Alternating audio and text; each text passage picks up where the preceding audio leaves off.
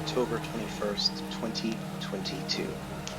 Rain falls heavily as neon lights reflect across the concrete and chrome of Night City.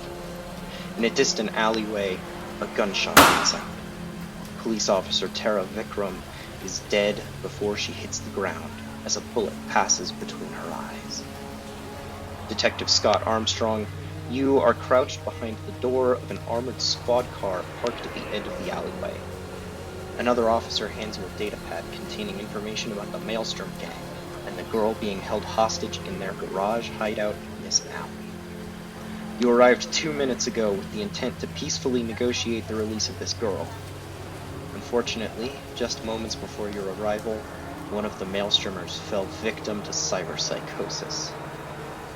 He has since killed the other 5 gangers in the alley and 1 officer of the law.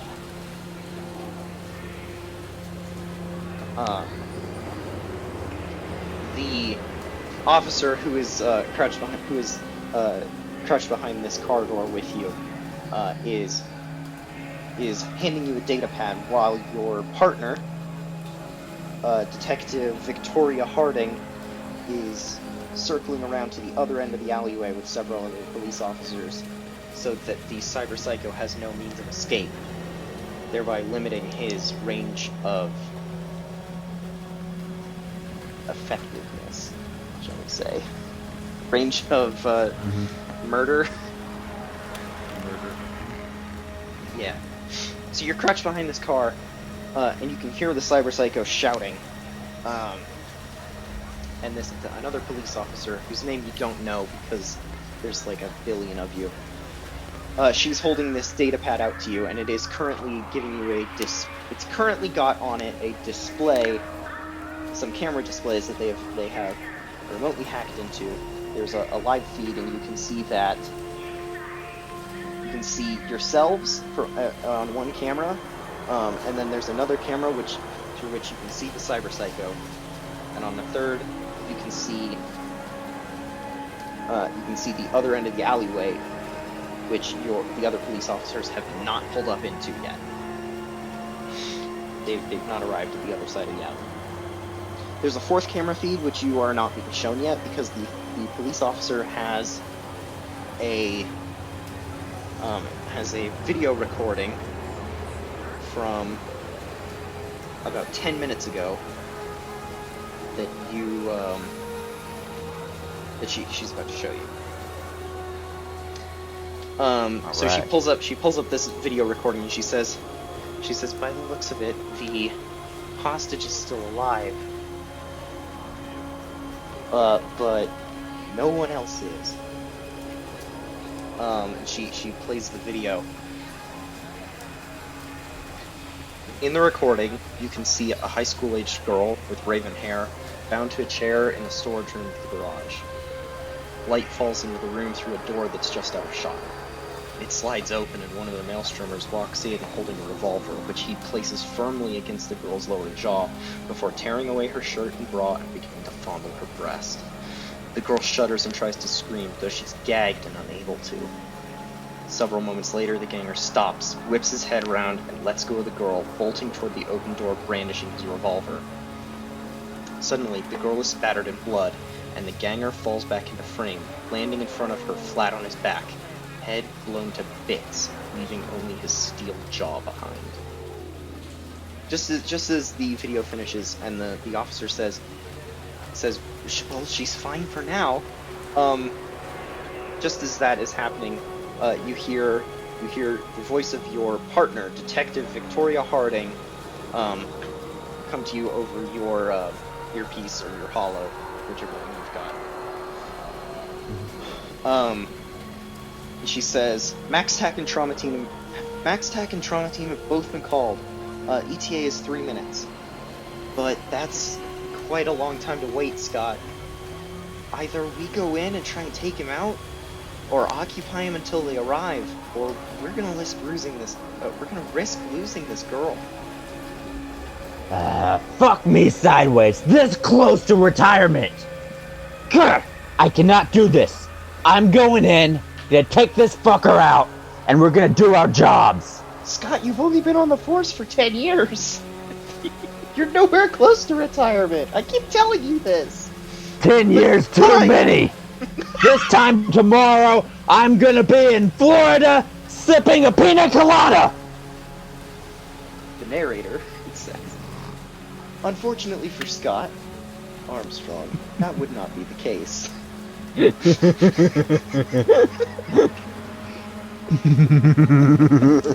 Okay, you engage. What do you do? Alright. Okay, where am I right now? You're ducked behind a car at the end of... You're behind the door of an armored car at one end of the alleyway. The cyberpsycho is ducked within... is, like, just inside a garage. The door is up. About halfway down the hall... the alley. About halfway down the alley. Okay. Is he within my line of fire? No. Okay. Can I, like, stealthily, like, what sort of cover is around me? I'd say there's, like, a concrete cube of some description, like, about halfway between you and him, that you could duck behind. Yeah. Like in the alley, to prevent cars from driving down it, I guess?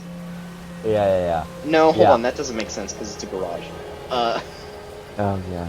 Just say, like, a staircase leading up to a building, just, like, hide behind the concrete, yeah, sure, there's a concrete staircase, that you could duck behind the, backside of, about halfway down. Okay, yeah. On the opposite side of the alley from the garage. Of the alley from the garage. The garage is on your left, the staircase is on your right. The staircase is about halfway. It's about a quarter of the way down the alley. The garage is halfway down. Okay, I got you. Okay. And you can see the other cop cars from the other side of the... They're on the other side. They've arrived. Okay. I run over and duck behind the stairs. Okay. Sure. Yeah. You duck behind the stairs just in time as a chunk of concrete goes flying as a bullet impacts right next to your right where your head is, but like behind the concrete. It's at eye level. Chunks of concrete go flying as a bullet impacts, and you hear the cyberpsycho just like screaming, like digitized screams. You can see that two of the other police officers have begun to move down the alleyway from the other side. They do not have cover. All right.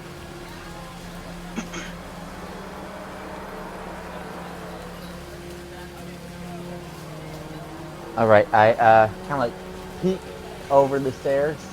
Yep. You can see him. He's taking aim at one of the other two cops. All right. I kind of aim. I shoot at him while he's like aiming. Mm-hmm. Okay, so you'll roll a d10 to D10. take a shot at it, and then you'll add your handgun skill. Oh god. Okay.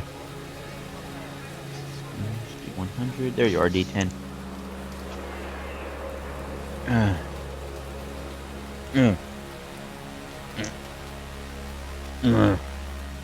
Could you Okay, quit groaning and grunting into the... Please.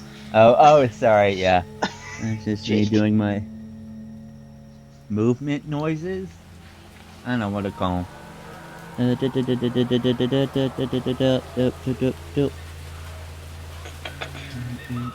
Nope, not there. I want you. You. Alright, and my handgun. Handgun, awesome. So add handgun? Yeah, so add handgun skill. Godzilla. That's 13. Cool.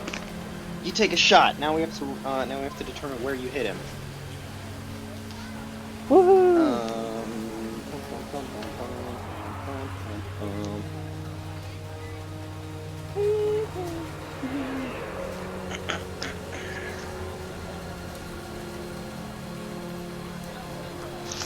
So roll another d10 to determine where you've hit him. Godzilla. That's a 9. 9.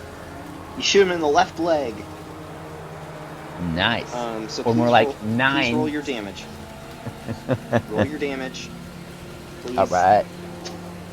Combat in this game is a lot longer and more complicated than D&D. So please. Please.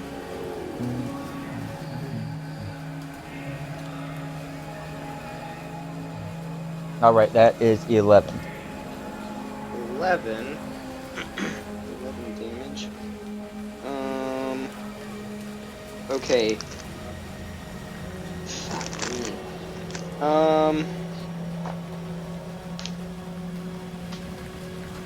Okay, you shoot him in the leg, and he... Fuck. You know what? Sure, yeah, you shoot him in the leg, and he falls to the ground.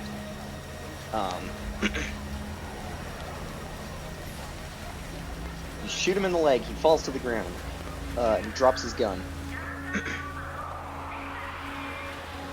Awesome. But not before firing a shot down the hallway, as you, he pulls the trigger as you hit him.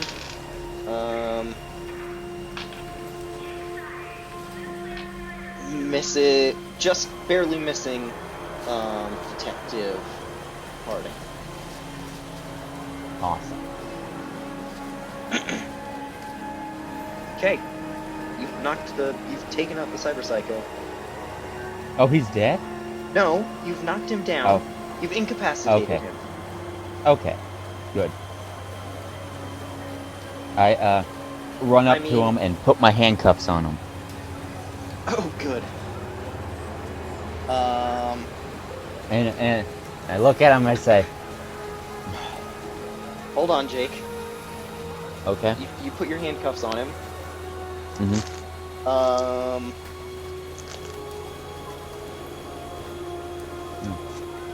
Hold on just a sec. Come in.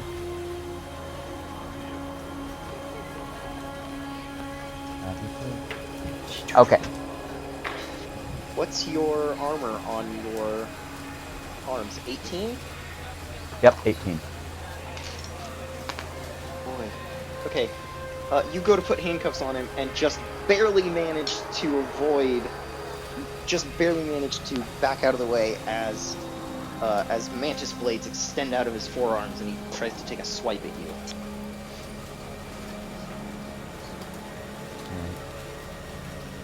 Just barely misses, getting you in the face. Or no, I asked for your arms. Yeah. You just barely managed to avoid getting one of your arms cut off as he swipes at you with a pair of mantis blades from on the ground, just wildly thrashing. Oh! Oh, God! See, I'm right by him, but he has the mantis blade, so I'm gonna play it safe. And I'm gonna, You hear Detective Harding shout, "Fuck! Put him down!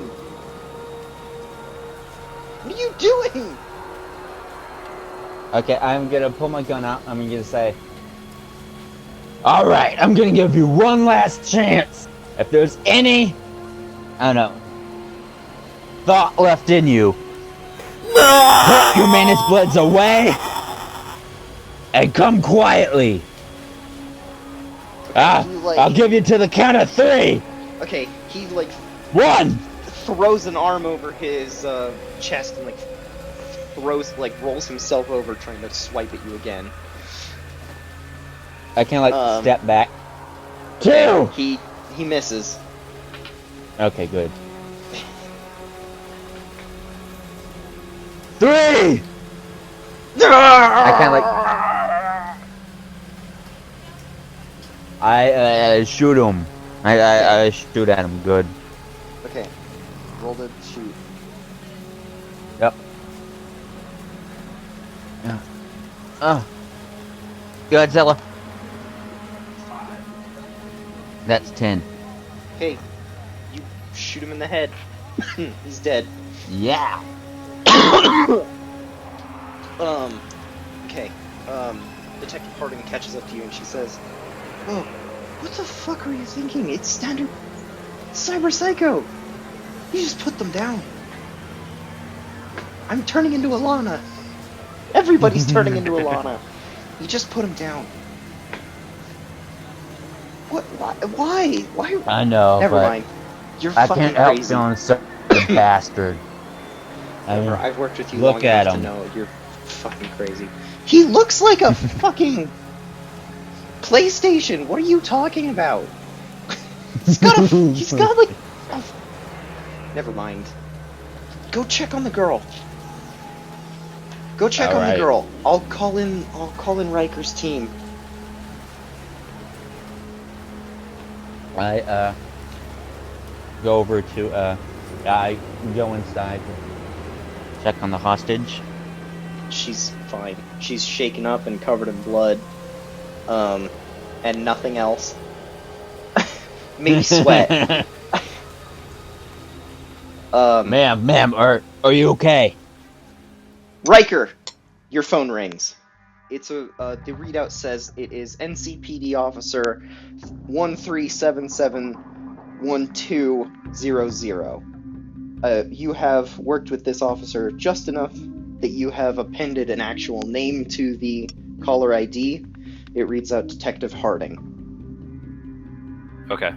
Or it reads out Detective Harding or Detective Armstrong. Like they have the same ID. Okay. It's coming from within their it's coming from the car. Sure.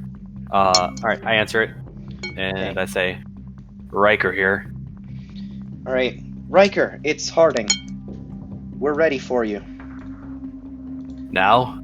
Yeah. We've got. Shit. Okay. Mr. Ryker, you are standing within a. You're standing in a kind of dome-shaped office. Not an office, like a room. Imagine Cerebro, but like small. On either side of you are two. You're standing amidst 4 netrunners who are sitting on their chair, eagerly awaiting the call to jack into the net. There is the. You are one of 2 people who are not sitting down. The other is a techie who is there to perform maintenance and minor hardware tweaks to the Netrunner's chairs while you're doing your job. Okay. You are the head of Arasaka NetSec team Gamma,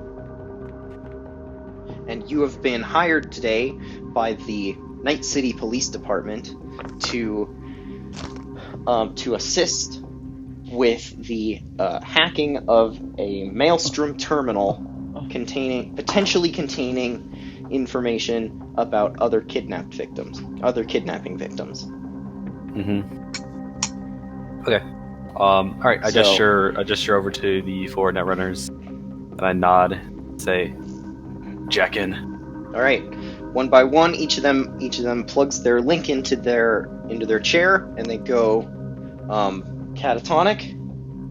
And you have a desk that you can sit behind with several monitors on it. There are 4 monitors on it, each one showing the perspective of, or each one showing what one of the 4 netrunners is doing. You also have the option to jack in yourself as a passenger and see and experience it from within the net as instead of the monitor readout. And the techie is working on it. He has an info visor on that is presumably giving him instructions from the netrunners as to what he needs to do. and one of the terminals is flashing words on it that say it's one word and it says orders ? I'm still on the phone with Harding, right? Yep. Okay. All right. So I talk to him and I say, Her. Yes, sorry. Detective Victoria Harding. What? Okay. What? What's so funny, Ryker? I don't know. Okay. I'm sorry. Okay. Let's see. So, what exactly am I looking for here? This group had a hostage, a girl kidnapped from one of the high schools. We're looking to see if there are any other victims of kidnappings or anything like that in the records on the PC on the terminal. Unfortunately, they have their data fortress is pretty well encrypted, and we can't break in on our own. I nod and give. I guess I would type the order in, or do I just tell them outright? They can hear you. Okay, yeah, no, I just tell them then. Okay. Yeah, I tell them what Harding told me, and wait for a response. Okay. Sure. On the terminals, you can see each. You can see a crude readout. Very I think each terminal is giving you a kind of a rather than a video feed of what the netrunners are seeing. Each one is giving you a ASCII art, symbols making a picture on the screen of them, and it's kind of struggling to keep up, I guess. But you can see at least one of them is working on breaking through a firewall. One of them seems to be fighting a creature with several appendages sticking off of it. You can't quite tell what it is.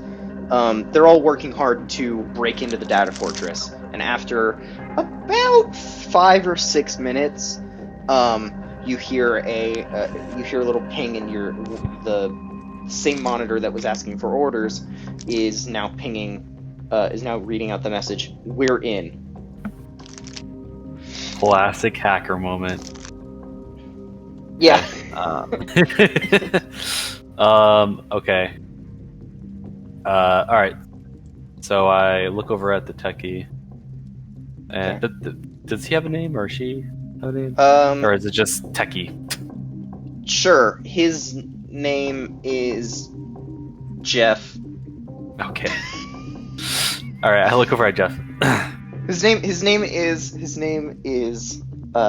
Ted Jeff Goldblum? Wilson. Ted Wilson. Okay, Ted. Yeah. And he's been on your team for 6 months. Okay. I've been working there for 1 month. You've been on this team for, I don't know, you've been working in this department for several years? Okay. Got it. Yeah, Okay. Yeah. Alright, I look over at Wilson. Ted. And I Ted say... Wilson. Yep, okay. Ted. Okay, Ted Wilson. No, call him whatever you want. I wanted to make sure you know his name. Or maybe Ryker just doesn't.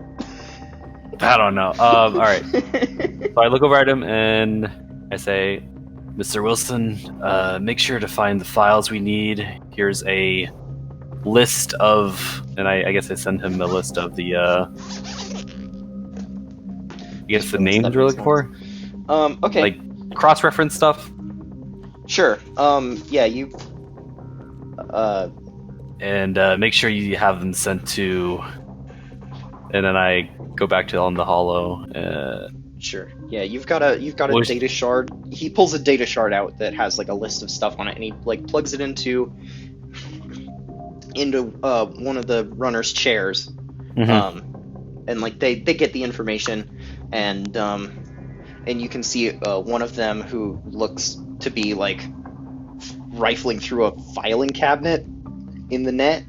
You can't. I mean, it's hard to make out the picture, but like it looks like he's rifling through a filing cabinet, and someone is like opening a book and then like flipping through the pages and closing it and putting it on a shelf and opening another book, and they're all doing like research looking like tasks within the that you can just kind of make out through the crude artwork being displayed on the computer screens.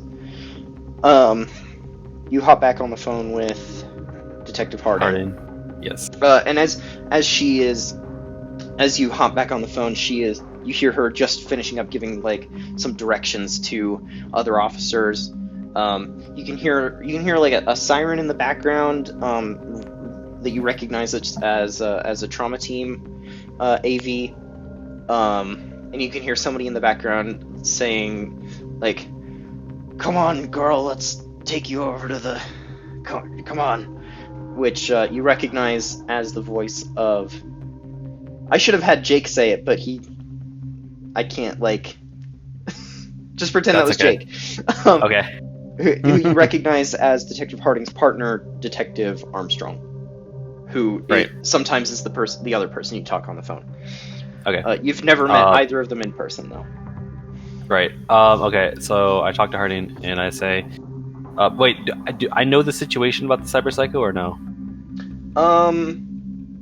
Probably not. Okay, I'm gonna do a little bit of a role play here. Okay. I think we're looking for a... It says here we're looking for a Michael. Do you know anybody by that name? Michael. It says he was part of the Maelstrom gang. You guys are raiding, correct?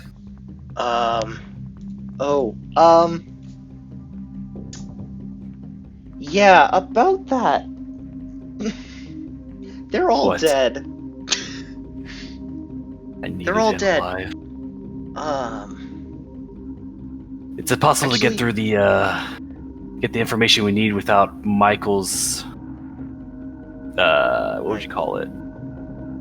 What would you like? Shard? I guess access, like his shard, but not a data shard. Oh, his I know what you mean. The you know what I mean. Genetic imprint or whatever. Right. Yeah, his that's what I'm data asking signature. for. Yeah, there you go, data signature. There you go. She says, "Oh boy, we could probably still pull it off the body. Hey, you two, get over here. We need scan these guys. See if you can identify them. Michael. What? Do you have a last name? Verbose. Michael Verbose. Okay, scan these guys." And you hear in the background, one of them will start, "I found her." Okay. She says, "All right, give me just a moment." And she goes over to the... Jake, you see Detective Harding walk over to the body of one of the guys who was shot before you showed up, or yeah, as you showed up, whatever, before you got to it, and like jack into his neural port. And you hear she's still holding the phone in her other hand, and she says, "Yeah, all right, I'm sending you his data signature now." Perfect. If Got y'all it. hold on just a sec, I'm gonna mute myself real quick. Okay. Feel free to continue. Okay, can you hear us? Okay. Yes, he's muted. He's good. Okay. I say, okay, perfect. I have it. Awesome. And I guess I upload it with the rest of the information. All right. Do you... Now, this is a question. So obviously your netrunners are now have access to all of this record. Do you, as like the leader of your team, make a point of saving all of it, or do you just hand it over to the cops? I have to make a report, so yes, I will save it, and it will be in the report. Gotcha. Okay. Yeah. So you have your runners make a copy of it, and then they shoot all of those files down to the cops. you've just so what has happened here is you haven't actually searched through it for the record that they need. You've just you just opened the gate so that they and then copied everything and sent it to them so they can look through it all they want. Cool. She says, "All right, data received. Is there anything else you need from us, Mr. Ryker?"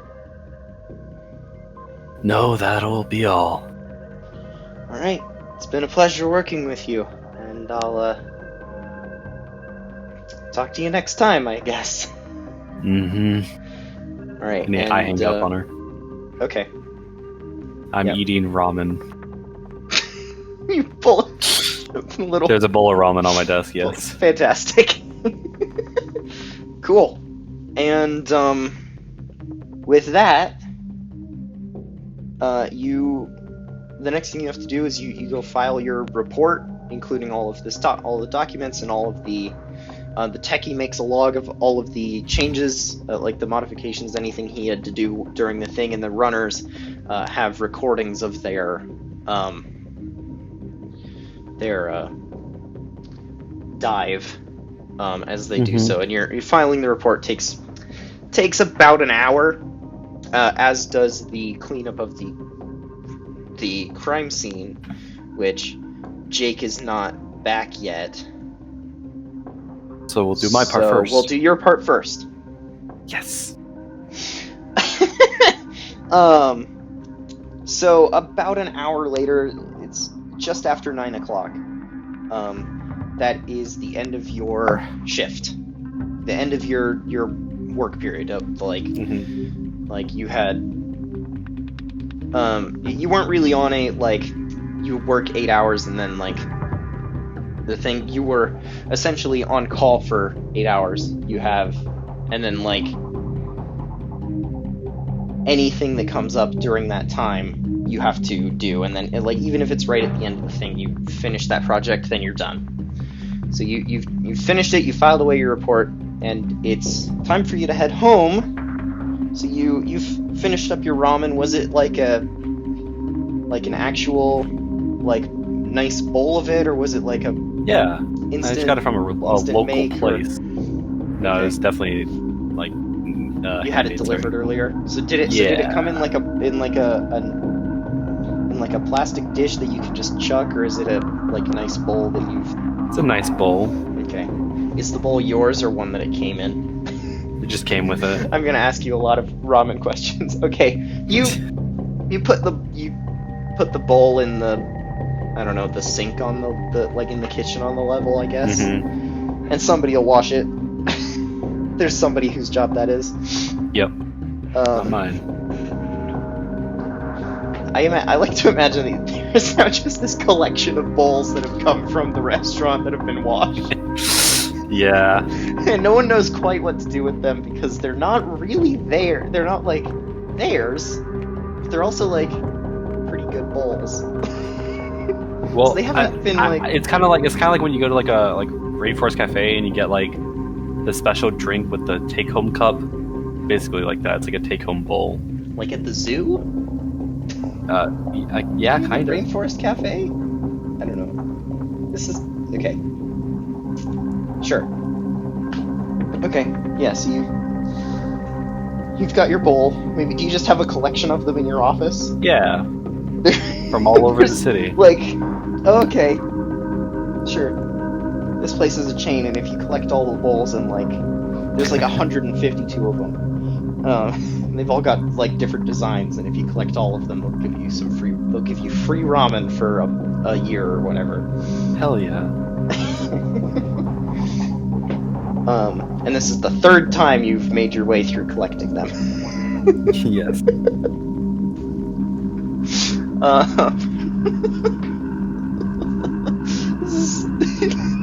It's like Pokemon! You collect all 152 Pokemon ramen bowls. Yeah. And you get a prize that is, like, pretty good. Anyway, you're about to head home. So here's my question. Do you have a a car or a personal AV to get you home? Probably personal AV. Okay. So you're headed up. You're headed up to. You're on floor 30. You're headed up to floor 56.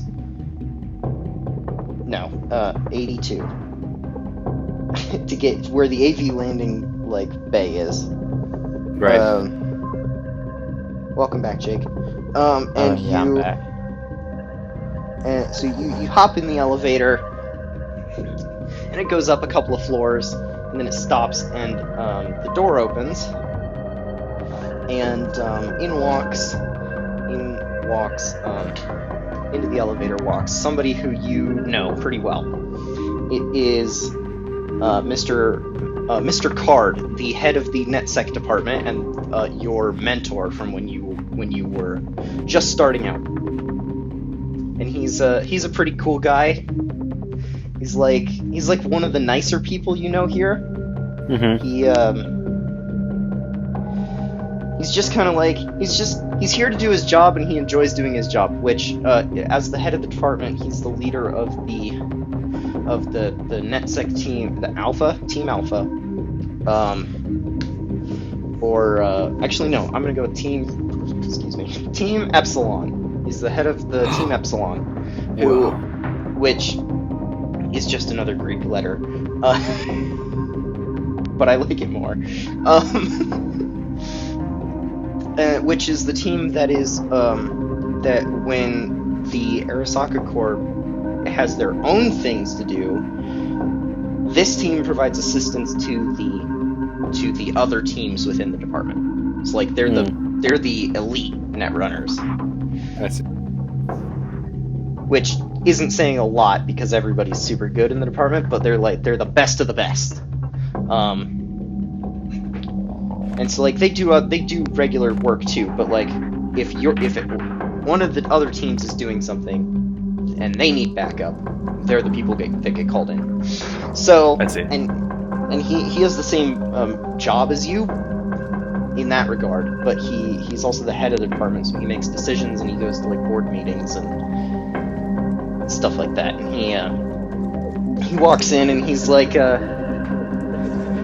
he's actually just walked in off of the company gym level. Okay. He looks like he's been going for a run.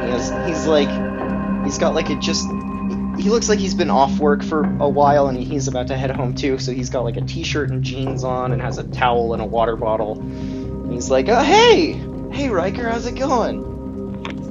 His name again? His name is Mr. Card.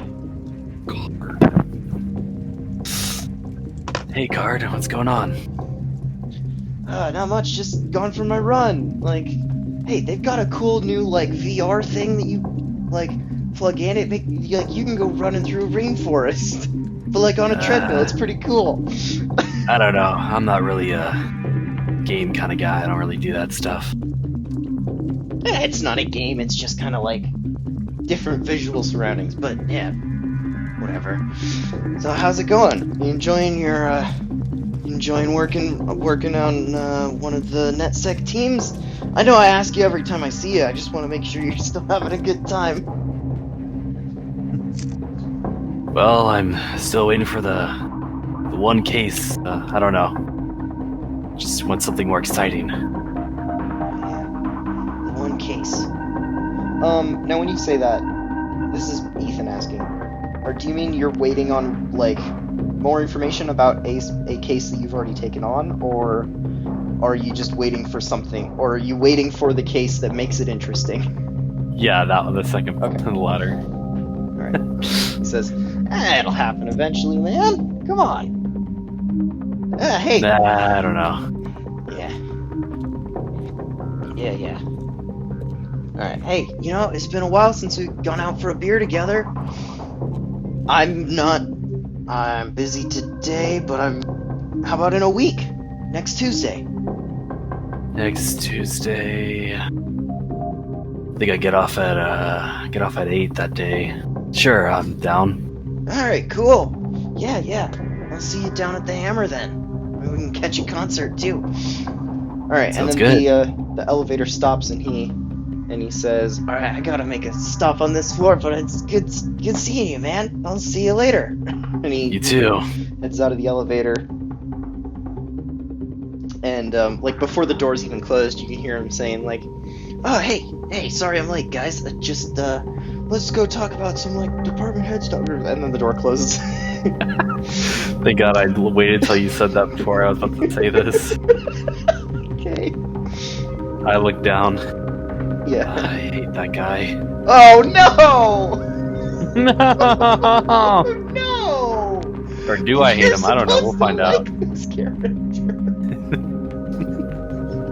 I know the voice I picked is terrible, but please. Maybe I'll grow. Maybe I'll grow to like him. It's been 3 years.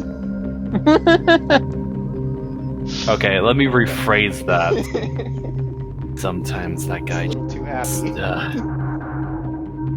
weird. Yeah, just like Jake, we still love him. Alright, I pull out a cigarette Okay, and I start smoking it. cool.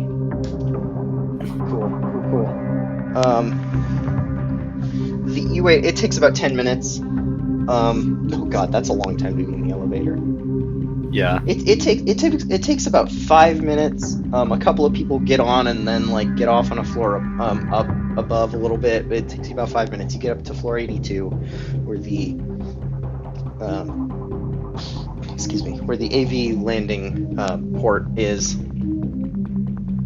And the guy at the counter says, "All right, Mr. Ryker, your AV is ready to go in landing bay 2." He gestures over to it and goes back to like reading his comic book. Yeah, he's got a comic book. Okay, I just go to my AV. Yes. All right. Okay.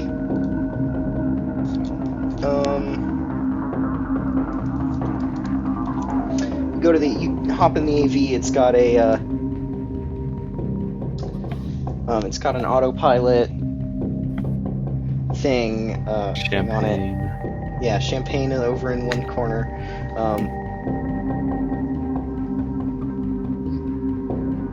Yeah. As you get on and it takes off, and kind of just about half a minute after you leave the building, it says, actually, as you get on, it says, "Welcome aboard, Mr. Ryker. Today is Friday, October 21st, 2022.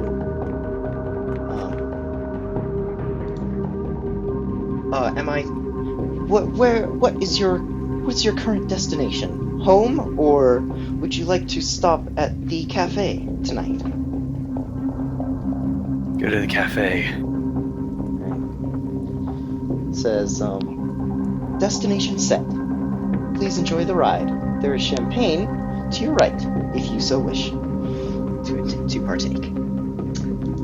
Do you have water? Sure. There's a little like panel there's a little panel slides open, and a little plastic cup drops down and fills with water, and it says, "Please enjoy your refreshment. You will arrive in approximately 2 minutes, 47 seconds."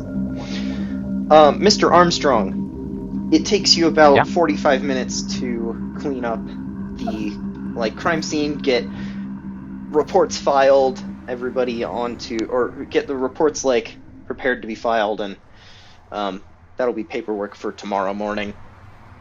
Then at about 8:50-ish, you are cleared to leave the crime scene. So, obviously, so now my question is this the end of your shift at 9 o'clock? Or are you gonna be here for an all-nighter? This is my question.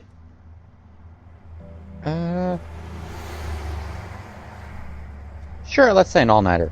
Okay. Alright, you hop I feel back like into when he your... does something, he doesn't stop until it's done. Gotcha. Well, no, I mean, like, you've done your thing. Like, are you scheduled to, like, be done with your shift at 9, or are you just... Or are you scheduled until, like, 4 in the morning to be done?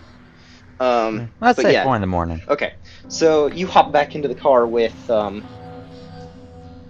Detective Harding, who yawns and says, "Oh man, well that's rough. Ugh, do you want to go get some coffee? I'm beat." Coffee sounds like a great idea. And donuts, too. Yeah, we're just leaning right into stereotypes today, huh? Sure thing. Did Are you Ryker driving get or what is he she? needed? I'm gonna say she's driving. Okay, cool. I have not described her. We haven't described any You of have these not. characters. No, not really. Okay, that's fine. We're starting now. Okay. I'll describe you two to each other as you, when you first meet. Detective Harding is, she's a young woman, maybe in her early 30s. That's not really middle-aged, is it? No, she's in her early 30s. She has some like short blonde hair that's generally tied back in a pretty tight bun. She has green eyes with which are like some older model optics. You don't exactly know what modification she has in them, but you do know that she has the ones that make you immune to bright flashes. We were looking at this like 30 minutes ago and I've already forgot. Anyway, she has some stuff, and she has her left leg has been replaced and is cybernetic with a covering of some like dark metal and some deep blue plastic plates on it that match her uniform.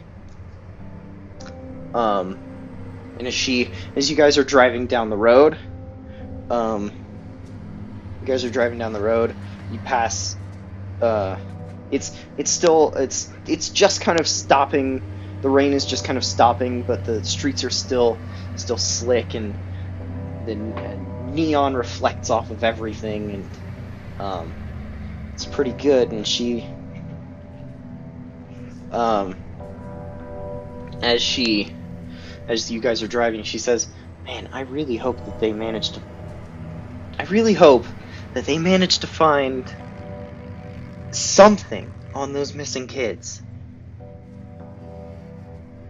I mean, I guess I wouldn't hope that they're with Maelstrom, but it would be good to like know where they are finally.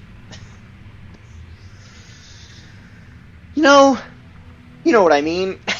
It'd be good to like get the case finished, but I guess not good for them to be kidnapped. My bet's still that they're already over the border by now. Damn. Scumbag who had him napped probably got some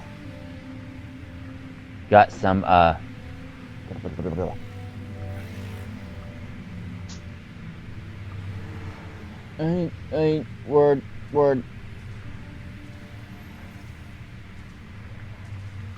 Yeah, he's probably got something. Brain.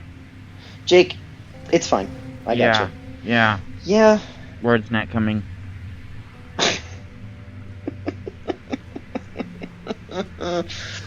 Oh, fuck. Yeah, I mean... Yeah. Those other kids, they might be missing, but at the same time, if they are related, and not just a big fucking coincidence, they might still be in the city too. I mean, until we can looked through those files, we're not even gonna know why they kidnapped her in the first place. Whether it was for a ransom or if they were, God forbid, trying to expand their ranks.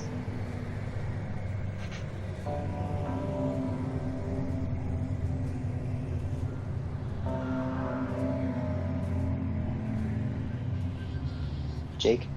Imagine that. What is wrong Maelstrom with you? kindergarten. She was high school age, Jake. Kindergarten. High school, kindergarten, same thing around here. You went to school, right? She looks at you. I'm saying none of them have a lick of knowledge in their head. That comes with experience. Well, you're not exactly wrong about that. She turns the car onto street, Villanova Avenue. Oh God, I have to write that down, or I'm gonna forget, and I'm gonna say something different next time. She turns the car onto another avenue, and you can see that that outside the cafe that you guys like, there's an AV parked in the parked in a lot there, which you've not actually seen,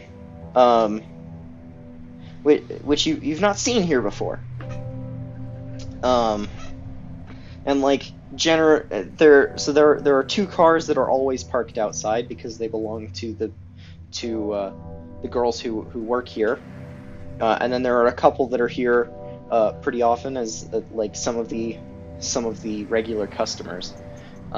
You've not seen the AV. That doesn't necessarily mean they're not a regular. You just haven't been here at the time, I suppose. And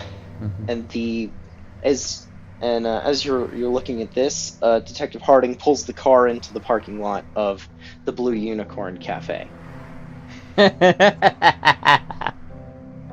I zoom into the AV with my eyes to see if I can see like any like distinguishing details in there. It's a sleek black aerial vehicle. With a single thin gold stripe across the door, or horizontally across the door, broken up only for about 3 inches by a small rendition of the Arasaka logo. A small tree with three circular branches. Wow, Corpo's here. Bad enough we gotta work with them, now we gotta eat with them. They're not all bad. They're not all bad. That Ryker's alright, but I don't know. Something about him just ain't right. She says, all right, I'll keep an eye on the scanner if you hop out and go get our snacks and drinks. All right. I get out and walk into the cafe. Okay. As you are hopping out of the car, you see another car pulls into the parking lot. It's a deep blue. It's a deep blue. I don't know, Thornton.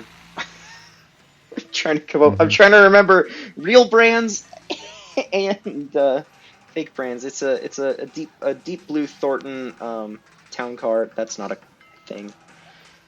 That is a thing, but it's not what I mean. Fuck it. It's a sedan with 4 doors on it. That's also probably not what I mean, but whatever. Just pulls into town, and you can see the windows are slightly tinted, but you can see that there are two figures inside, and they kind of park the car just as you are entering the building. Inside the Blue Unicorn, there are currently only 2 people. The building itself the cafe itself is the lower floor of a 2-floor building, and the 3 girls who work in the cafe live in the apartment above. They take it in shifts to work the apartment between. I don't know. Maybe they're college aged. They are college aged. Maybe they're taking classes or whatever. Currently, the girl behind the counter is a young woman with curly orange hair, with curly red hair and a spattering of freckles across her face, just behind her small round glasses. She is wearing a cream colored jumper with the sleeves rolled up to exposing 2 cybernetic arms. 2 prosthetic arms with pink plastic plating on the forearms. You recognize her, and you know her name is Natalie, and she waves at you, and she says, "Oh, hey, Detective Armstrong. What can I get the usual for you today?" You know it. Sitting This time, double it though. Okay. All right, I will do. In the corner booth, there's a tall man wearing a nice black and red suit with black hair and a short trimmed beard with his hair slicked back, sitting in the corner booth drinking. What's he drinking, Jonathan? Coffee. And does he have a snack? Coffee, and he's actually... I was thinking about this for the past 10 minutes, and I completely forgot what it was. A sub. He's eating the sub. Okay. Sure, they do some sandwiches. With a certain Italian herb laced on the outside, and it seems like some maybe pepperoni and ham on the inside with lettuce. Cool. That sounds good. Yeah, that's what I usually get at Subway. Yes, the role-playing. Make yourself the character. Like, really? That's okay. Black olives. He's eating black olives. I hate black olives. Okay. No, I wasn't criticizing. Oh, you hate black olives? Oh, please.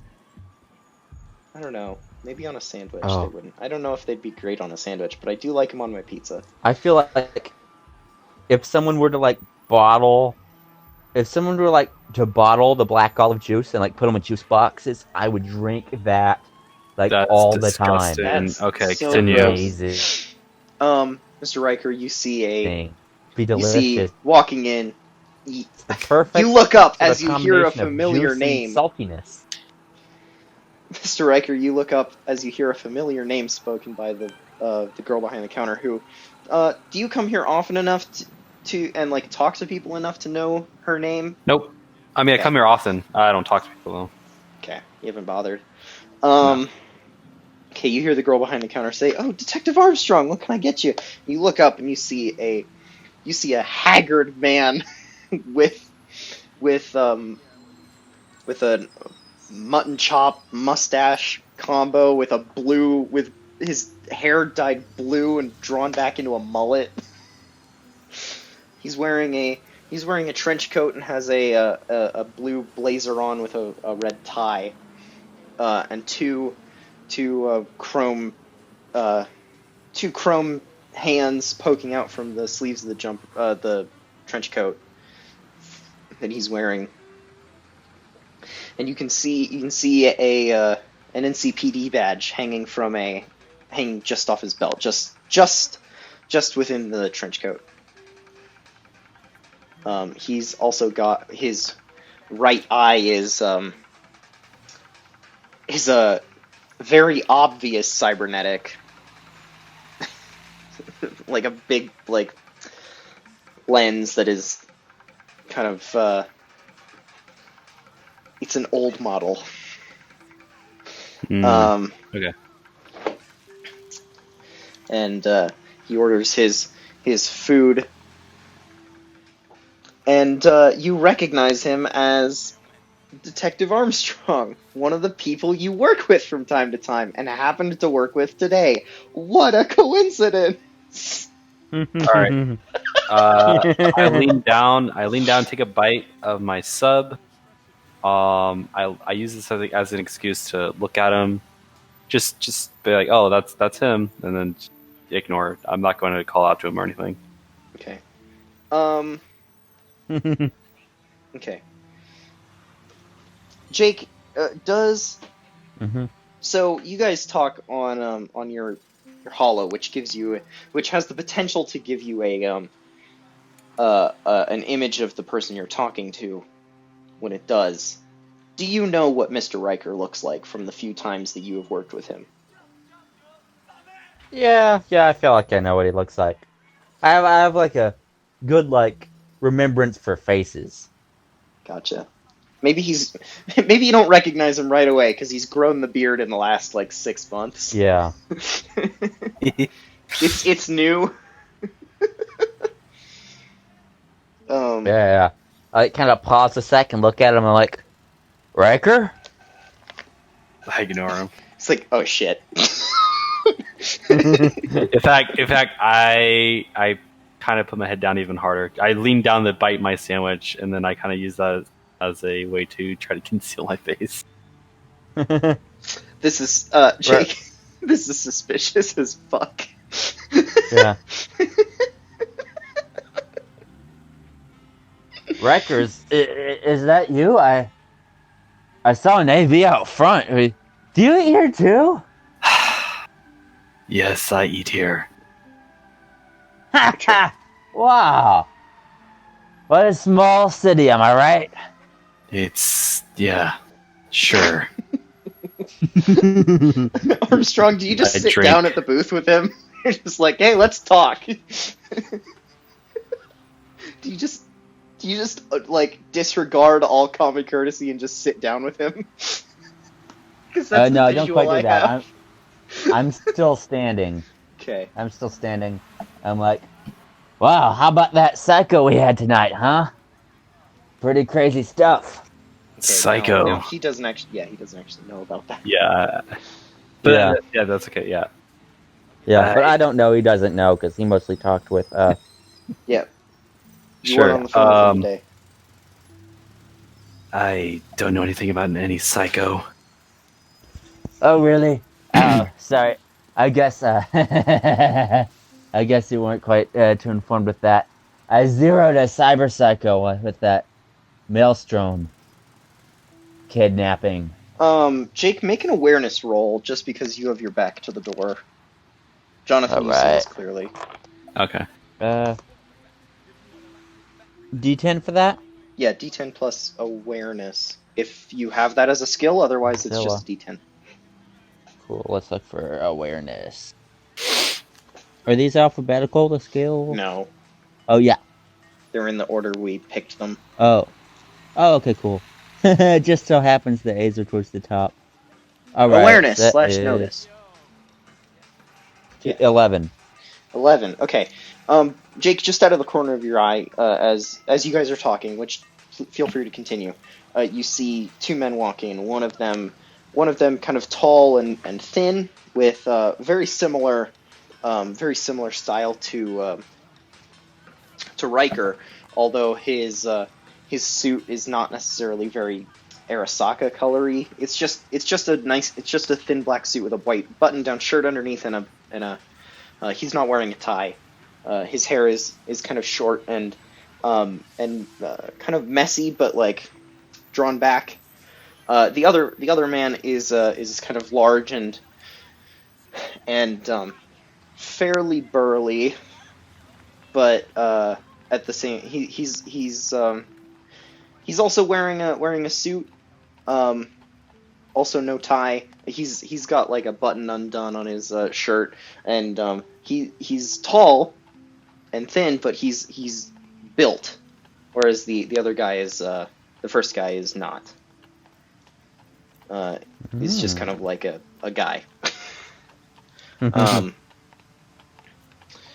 second man, the taller one, has short blonde hair and a kind of a buzz cut thing, and they walk up to the counter and they order as you are talking. Yeah. You 0 to cyberpsycho today. Right. Yeah. It was crazy. The fucker almost took my arms off. I managed to smile Again. a bit. Again. Yeah, I managed to smile a bit, and I chuckle. Yeah, it was pretty crazy out there. Luckily, I was in my own office, doing my thing. Yep.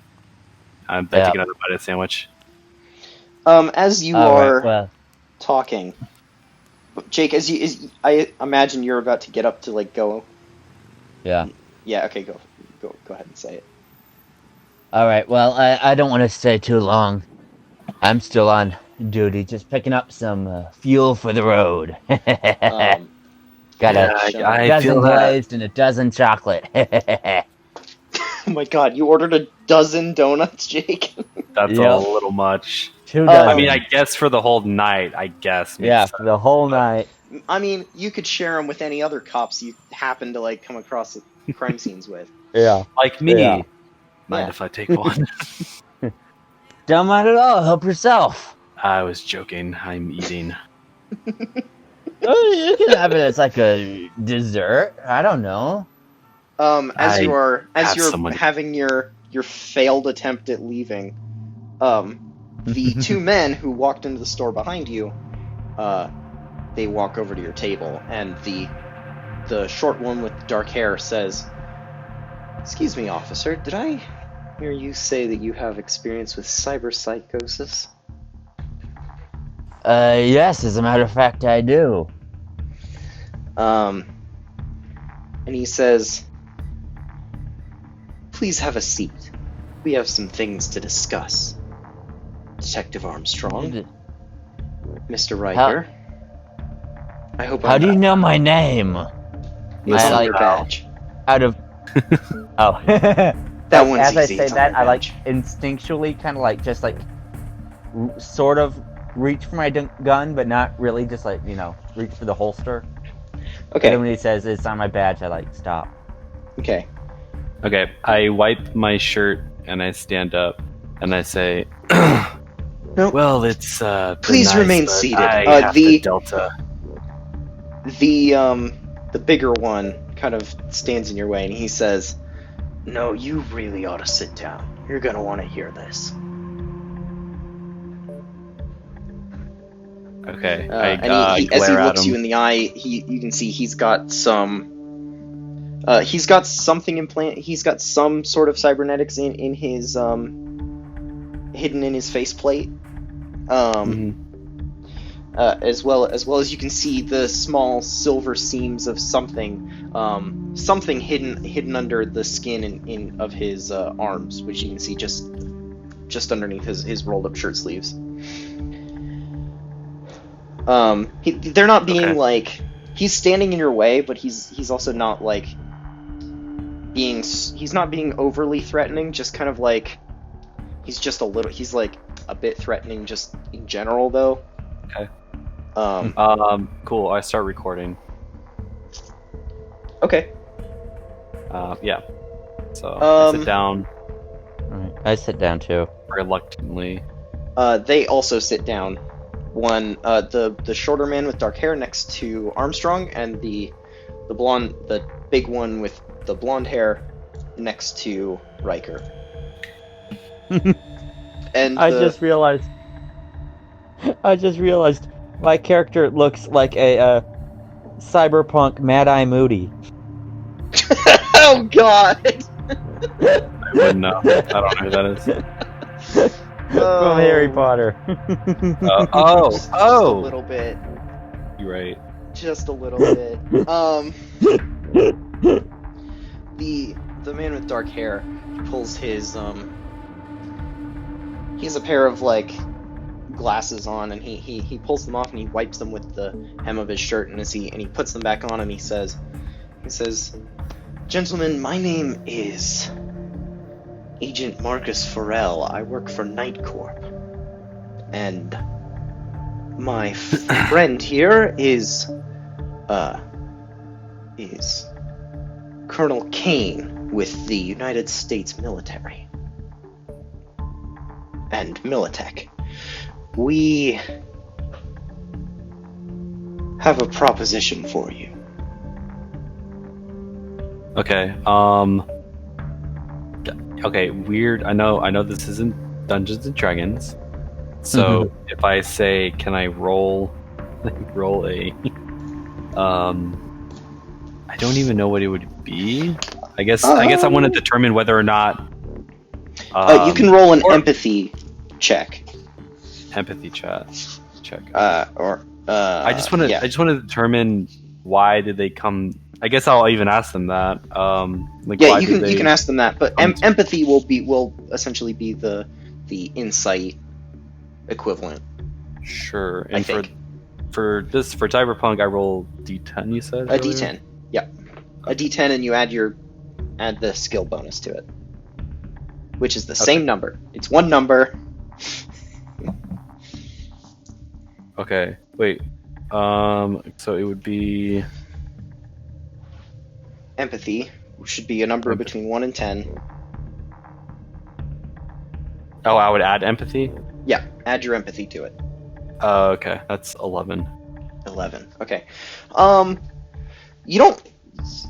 can't tell you why they're here unless you ask them, but, like, you don't feel any, or they don't seem, it doesn't seem malicious or, deceptive. They don't seem like they're trying to deceive you. It seems like they're coming to you, like, fairly honestly, if a little bit intimidating. But why off the books like this? You know what I mean? It isn't necessarily off the books. Okay, sure. Do you want to ask them that? Because empathy is not necessarily going to tell you that. Okay. Well, I'll look at him and be like, is there a reason you came to me after my shift in the middle of the night while I'm eating? Instead of, I don't know, tomorrow while I'm at work? Yes. The very simple answer is that it's easier to talk to two people at once and explain something once than it is to do it twice. And we need to talk to both of you. So you've been following him. We've been following you too. We have a job opportunity for you, let's say. However, before I tell you anything about it, I need to run a preliminary test. I need you to... We need to confirm some things. I kind of stand up and I say, look. Okay, you stand up the wrong guy. in the booth. Yes, in the booth. Okay. Look, you got the wrong guy. I'm no merc. I'm a cop. Yes, you can. That's file exactly this why with we're the trying to department. hire you. You know what? There's no hiring me. I do my job. If you'd listen to our proposition, you would perhaps change your mind. I think we should listen to them. I feel like... Sorry, that was weird wording. You should listen to them. I think this might be a good idea. all right. Now, Sit back down. if you would both please produce your personal links to myself and Mr. Kane here. We first need to perform a scan of your internal processes. Okay, I get nervous, and I realize that I still have the info in my shard. My data shard. Do you? No, I think Yes. it just No, because I don't remember I think copied it. right, but I don't think you copied it. It was one of the netrunners and being Yeah, copied. It was one of the netrunners, and it wasn't copied into your personal like data in your head. It was I mean, copied that's what I was going for. I mean, if you say they didn't, Oh. that's fine too. No, I was just if you want to say you have it saved personally, you can say that. But at least the standard procedure, and it's something that did happen, was they copied it into the data fort for your team, where it was then like to be processed and stuff. Okay. It wasn't Here. like, you can say that you have saved a in the copy middle. of it yourself, but Let's meet in the middle. I have it, but I get nervous and delete it before they do the thingy. okay. I say, whoa, hey, buy me a drink first, fellas. Okay. You know the standard NCPD saying, dude. always be Standard wary procedure about for giving. bribes? Buy me a drink first. Okay. Always be wary of giving your personal link to strangers.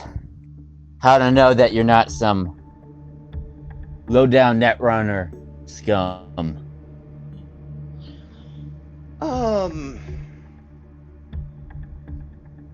Now I realize that this is going a long way in this city, but Mr. Armstrong, I am simply asking you to trust me. This stinks the what's the saying? Stinks to high heaven? Yes. I was gonna say high hell water, but that didn't make any sense. Hey, listen, you can blend your idioms however you want. Sure. Alright, Yeah. I say that then. This stinks the high hell water. But fuck it. Alright. But just so you know, my partner's in the car outside, and if anything goes wrong, she will blast your head off. Yes, I am aware. Hand him my Now- personal link. Speaking of, I have one more request. Should you accept our offer, should you refuse our offer, you won't remember any of this because we're giving you classified information. But if you accept our offer, I do have to request that you tell no one about this. No one? No one. I am And you'll recording understand this. why. You're not allowed to do that. Well, it only... Sure, it'll be deleted if you refuse. But do they know I'm recording? No, I wasn't saying that in the in the Oh, roleplay. sorry, okay. Yeah, no, Um, I didn't specify. No, I was saying that as Jonathan. Got I it, am got it, recording got it. this. Okay, This is not then- a good thing. Okay, But no, I'm then, recording anyway. Okay, yeah, alright, he yeah. doesn't know. He Sure. says, please produce your personal links. You are perfectly within your rights to refuse this offer. If you do, we will wipe your memory of since the beginning of this conversation.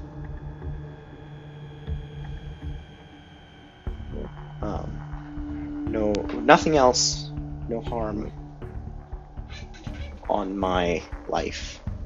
Sure. Are we the first ones you've contacted about this? No. Well, about So this it- specific project, yes, but about our organization, no. If you would just let me get to it, I'll explain everything. Alright, roll my eyes and we'll give him my link. Okay. Agent Farrell he takes your link and he plugs his into it, because that works somehow. And, Jake, do you do the same? Yeah. Okay, Kane plugs his link into yours. You get a little pop-up within your optics. What they're doing is they're running a lie detector program. They are scanning your biomonitor readout, and they have prevented recording any recording program. Sorry, Jonathan, but I knew you were going to do that. Like they've prepared for this. This is not me saying you can't use the thing that you like put on your character. This is just me. This is me saying. So does this get rid of the entire recording, or just the part where they started doing things? What happens is first the recording is halted, and then then the file is deleted. Okay. Yeah, because he's looking at it, he's reading your files, and he's like, oh, that was going on right now. Recording this. Okay, we're no more. Okay. Or actually, no, it's not deleted, but you know that he has it, like, he has access to it right now. Like, he could delete it if he wanted to. He hasn't done it yet, but it's been halted. Okay. And he says, first we must perform the preliminary test. Would you please confirm to me that your name is Daniel Ryker? Is your name Daniel Ryker? That's correct. Name's Daniel. Heard out. Do you work for the Arasaka Corporation? That's correct. Are you a pink unicorn? No. Fantastic. The calibration questions are complete. And Mr. Armstrong, same to you. Is your name Scott Armstrong? Yeah. Are you an officer at the NCPD? Yes. Are you a purple hippopotamus? Sometimes, when I want to be. I crack a smile. Kane looks at him and he says, yeah, that was the truth.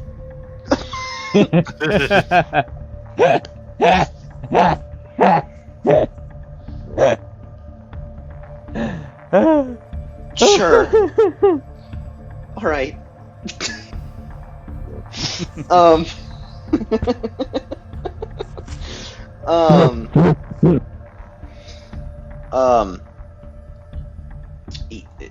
Now the same thing. You upon each of your displays, you receive a readout that is a list of files that are just kind of slowly rotate as Pharrell speaks.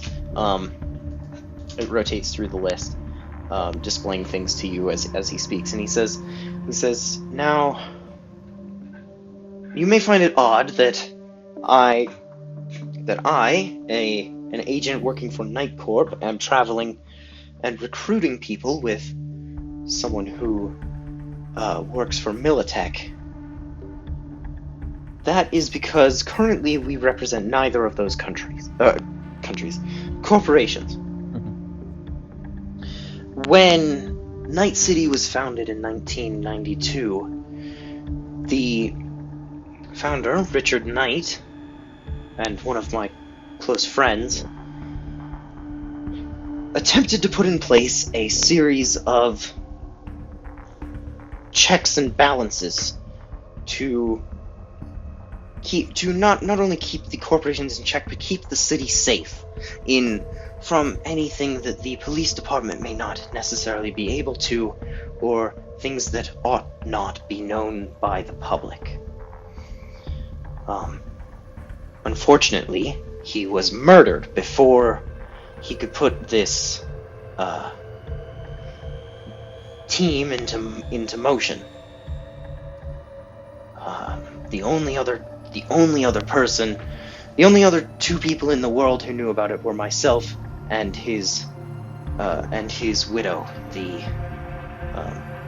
current CEO of Night Corp, whose name I, Ethan, cannot remember and refuse to Google. Because I'm on a roll.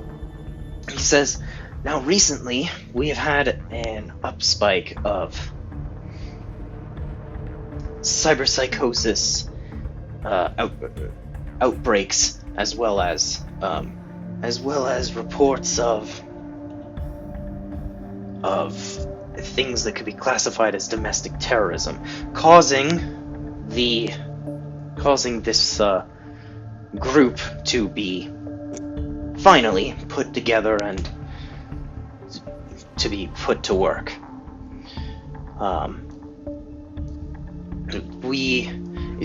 In honor of both the name of our founder and in the description of the job we do, this team has been dubbed Night Watch. Not to be confused with Net Watch. We should have thought harder about this.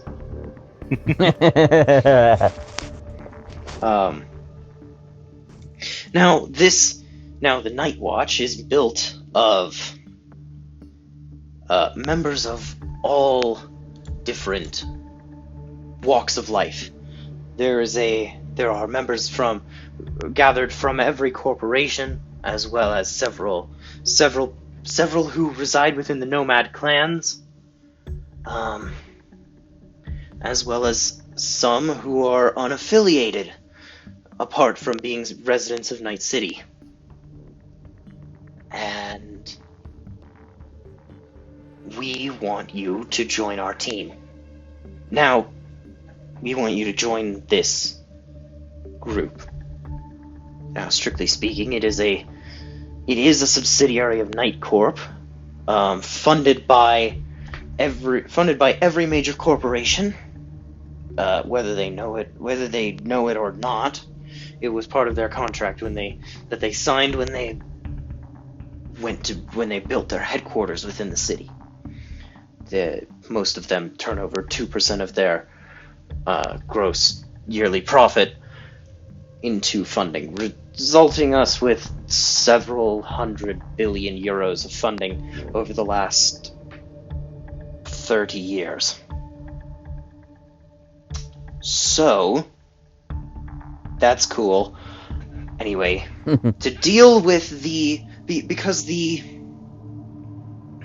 Night Watch is less of an actionable force currently than it is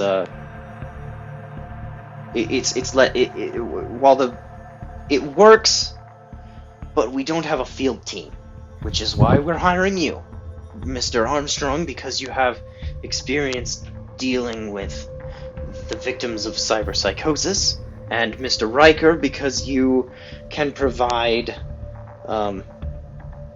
important intel, as well as your experience as a leader and a net operator. Not a net runner. We need to hire one of those. Write that down. We need to hire a net runner. But your experience as a leader, as well as a higher ranking member of Arasaka. Now, you will should you decide to join the Night Watch, and help us further our goals of keeping the citizens of Night City safe, you'll remain employed by your current employers, and we will pay you a monthly rate equivalent to what they pay you, essentially doubling your income. You will be the first two members of the strike team, the field team in charge of action against the aforementioned cyberpsychos and domestic terrorists. Say no more. Count me in. Oh, So, all right. That was quick. essentially, you're wanting us to join your task force of sorts. Yeah, he Yes. just said that. Yes. To put it simply, yes. Alright, You will still count perform. me in as well. You will still perform your duties that your current employer requests of you. In addition to this, although your time input into your previous job may be may be lessened to fit into this. Although as we hold considerable sway over the corporations and the inner workings of the NCPD, this should not be a problem.